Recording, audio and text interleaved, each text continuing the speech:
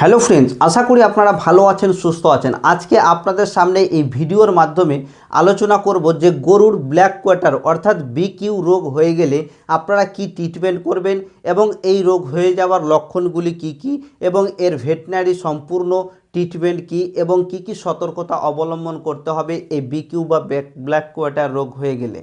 তো অবশ্যই ভিডিওটা স্কিপ করবেন না, পুরো ভিডিওটা দেখবেন এবং দেখার পরে যদি আপনাদের উপকার হয় তাহলে অবশ্যই চ্যানেলটিকে সাবস্ক্রাইব করবেন।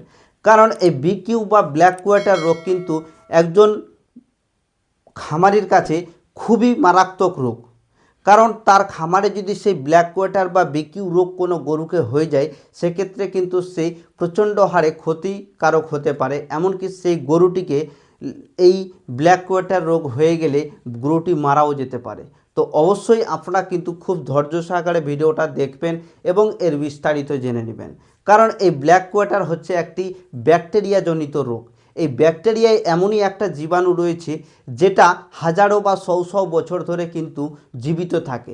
যদি আপনার খামারে এই ধরনের কোনো রোগ একটা গরুকে হয়ে যায়, সেক্ষেত্রে কিন্তু প্রত্যেকটা গরুর হয়ে যাওয়ার সম্ভাবনা থাকে। কারণ এটি হচ্ছে একটি ব্যাকটেরিয়া জনিত রোগ যেটা খুব মারাত্মক বা খুব দুর্দান্ত হারে ছড়িয়ে পড়ে।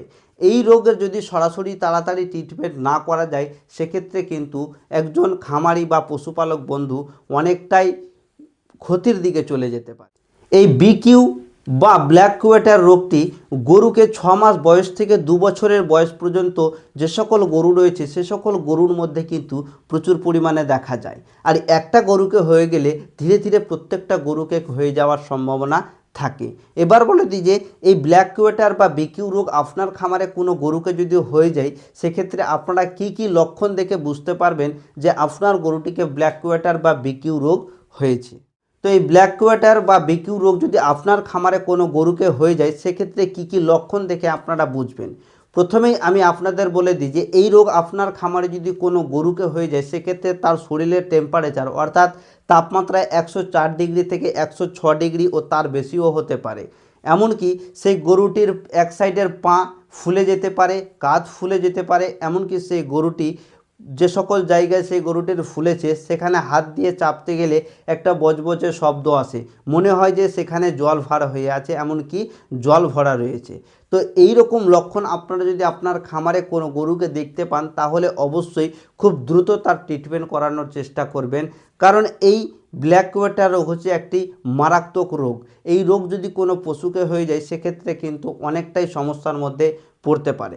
তো অবশ্যই আমি আপনাদের সামনে পুরো ট্রিটমেন্ট নিয়ে এসেছি, পুরো ট্রিটমেন্টটাই আপনাদের সামনে বলবো।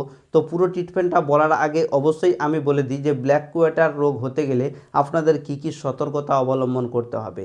এই ব্ল্যাক কোয়াটার হয়ে গেলে আপনারা সরাসরি সেই পশুটিকে এক জায়গা থেকে অন্য জায়গায় নিয়ে গিয়ে তাকে ভালোভাবে ট্রিটমেন্ট করাবেন, যাতে তার সংস্পর্শে অন্য কোনো গরু না যায়। কারণ অন্য কোনো গরু তার সাথে থাকতে গেলে তাকেও কিন্তু হওয়ার সম্ভাবনা থাকবে। এবার বলে দিই যে আপনাদের খামারে এই ব্ল্যাক কোয়াটার বা বিকিউ রোগ যদি কোনো গরুকে হয়ে যায়, সেক্ষেত্রে তার ভেটেরিনারি ট্রিটমেন্টগুলি কী কী। তো এই রোগ যদি আপনার খামারে কোনো গরুকে হয়ে যায়, সেক্ষেত্রে প্রাথমিক অবস্থাতে যদি তাকে সরাসরি ট্রিটমেন্ট করানো যায়, তারপরে কিন্তু সেই গরুটা বেঁচে যেতে পারে বা তার ওষুধগুলো কাজ করতে পারে। এই রোগ যদি পুরোপুরিভাবে তার শরীরের মধ্যে ঘনিয়ে যায়, সেক্ষেত্রে কিন্তু সেই গরুটি বাঁচতেও পারে, এমনকি তার মৃত্যু হতে পারে। তো অবশ্যই মাথার মধ্যে রাখবেন আপনারা যে এই রোগ জানা মাত্রে আপনারা সরাসরি ভেটেরিনারি ডাক্তারের সঙ্গে যোগাযোগ করে তাকে ট্রিটমেন্ট করানোর ব্যবস্থা করবেন।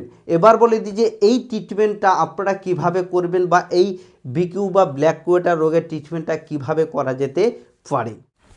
ব্ল্যাক কোয়াটার যদি কোনো গরুকে হয়ে যায়, সেক্ষেত্রে অবশ্যই তাকে হাই ডোজ অ্যান্টিবায়োটিক ইঞ্জেকশন প্রয়োগ করতে হবে। এই রোগ হতে গেলে আপনারা প্রয়োগ করতে পারেন পেনিসিলিন ইঞ্জেকশন হাই ডোজ হিসেবে। এই ইঞ্জেকশনটি আপনাদের প্রয়োগ করতে হবে দিনে 2 বার, অর্থাৎ 12 ঘন্টা পর পর সকাল এবং সন্ধ্যাবেলা। মোট 7 দিন থেকে 14 দিন পর্যন্ত এই ইঞ্জেকশনটি প্রয়োগ করা যেতে পারে। এমনকি তার বিশেষ সতর্কতার দিকে অবশ্যই আপনাদের লক্ষ্য রাখতে হবে। যে সকল জায়গা ফুলে গেছে তার মধ্যে থেকে কিন্তু সেই জলগুলোকে বের করতে হবে। এটা একমাত্র ভেটেরিনারি ডাক্তার ছাড়া কিন্তু পারবেন না। আপনারা কখনোই নিজেরাই এই কাজটা করতে যাবেন না, অবশ্যই ভেটেরিনারি ডাক্তারের দ্বারা ট্রিটমেন্ট করাবেন। কারণ এই বিকিউ বা ব্ল্যাক কোয়াটার রোগ হচ্ছে একটি মারাত্মক রোগ। এই রোগ আপনার পশুকে হয়ে গেলে আপনার পশু কিন্তু কিন্তু মারাও যেতে পারে। তাই কোনোভাবেই আপনারা ঘরোয়া চিকিৎসার মাধ্যমে ট্রিটমেন্ট করতে যাবেন না, সরাসরি ডাক্তারবাবুর পরামর্শ নিয়ে ডাক্তারকে নিয়ে তার ট্রিটমেন্ট করানোর চেষ্টা করবেন। এবং তার সাথে অবশ্যই সেই গরুটিকে যদি ব্ল্যাক কোয়েটার হয়ে যায় তাহলে তার শরীরে কিন্তু জ্বর থাকবে বা ব্যথা থাকবে। জ্বর ও ব্যথা কমানোর জন্য অবশ্যই আপনাদের প্রয়োগ করতে হবে কিটোপ্রোফিন ইঞ্জেকশন বা ম্যালক্সিক্যাম ইঞ্জেকশন, এবং তার সাথে অবশ্যই আপনাদের অ্যান্টি অ্যালার্জি জাতীয় ইঞ্জেকশন প্রয়োগ করতে হবে, যেমন জিট বা অ্যাভিলিন। এই দুখানা ইঞ্জেকশনের মধ্যে যে কোনো একটা ইঞ্জেকশন নির্দিষ্ট মাত্রা অনুযায়ী প্রয়োগ করবেন। এই ব্ল্যাক কোয়াটার যদি কোনো গরুকে হয়ে যায় সেক্ষেত্রে সেই গরুটি কিন্তু অত্যন্ত হারে দুর্বল হয়ে পড়ে, এমনকি তার শরীরে বিভিন্ন রকমের সমস্যা হতে পারে। এবার বলে দিই যে এই রোগ থেকে মুক্তি পাওয়ার জন্য আপনাদের কি করণীয় বা কি সাবধানতা অবলম্বন করা দরকার।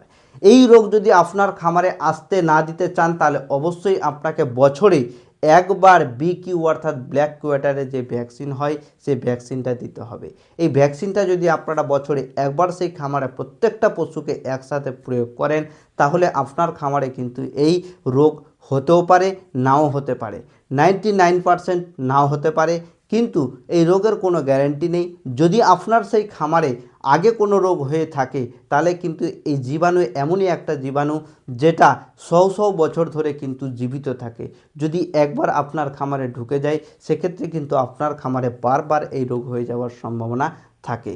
এই দিকটা অবশ্যই আপনারা লক্ষ্য রাখবেন। তো বন্ধুরা, আশা করি আজকের ভিডিওটা দেখে আপনাদের উপকার হয়েছে। যদি উপকার হয়ে থাকে তাহলে অবশ্যই ভিডিওটাকে লাইক, শেয়ার এবং কমেন্ট করবেন এবং অন্য খামারিদের কাছে ভিডিওটাকে শেয়ার করবেন। তো আজকের মতো ভিডিও এখানেই, পরবর্তী ভিডিওতে আবার দেখা হবে নতুন একটা ভিডিওর সঙ্গে। ততক্ষণের জন্য ভালো থাকুন, সুস্থ থাকুন। Thank you.